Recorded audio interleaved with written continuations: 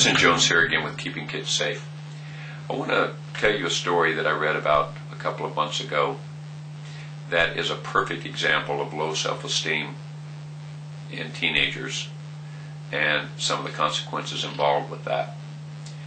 It seems that one of the girls at a high school had a slumber party and invited a number of girls over. One of the girls that they invited her over, I think, with the premeditated intention of really torturing this young lady. What happened during the course of the sleepover was that this young girl was beaten up. She was abused in many different ways by a number of these young ladies. And we're talking high school age girls. A mean and vicious thing for them to do. Now, this young lady that was abused, that was the victim of this horrendous crime, she allowed this to happen. And here's the thing that kind of blew me away with the whole story, was that the young girl who was throwing the slumber party, her parents were home at the time that this whole thing was going on. Why didn't they hear anything? Why didn't they get involved? The girl that was abused, she allowed herself to be the victim.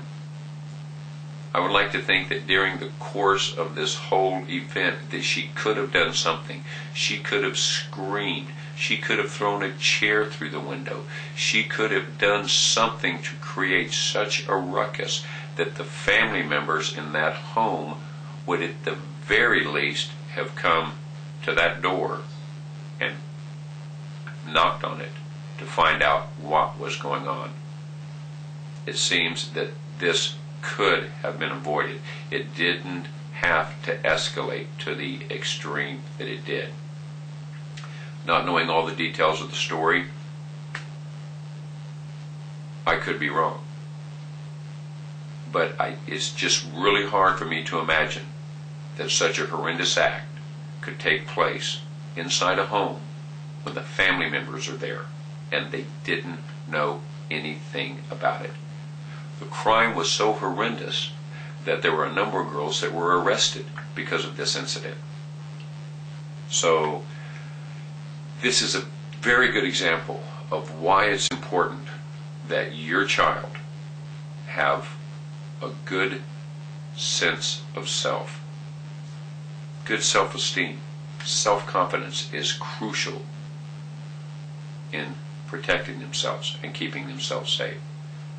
If this young lady, I have no doubt that if this young lady had a good sense of self, that if she had a lot of self-confidence and self-esteem, that she would not have allowed this to happen.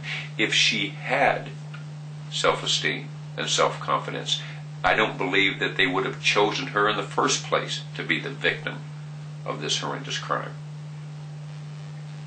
So, at Keeping Kids Safe, we time and time again will give you techniques, parenting skills, games that you can play with your child, because self-esteem and self-confidence needs to be developed at a young age. We're going to give you the tools that you need to help your child develop those things so they can avoid being victims of bullies or children that are just mean. And that's another segment that we'll talk about some other time, is that what prompts these children to engage in such horrendous acts. Where's their self-esteem? Where's their self-confidence level? Where's their role models? Okay? What makes them think that they can treat another human being like this? That's a whole other issue, and we'll get to that another day.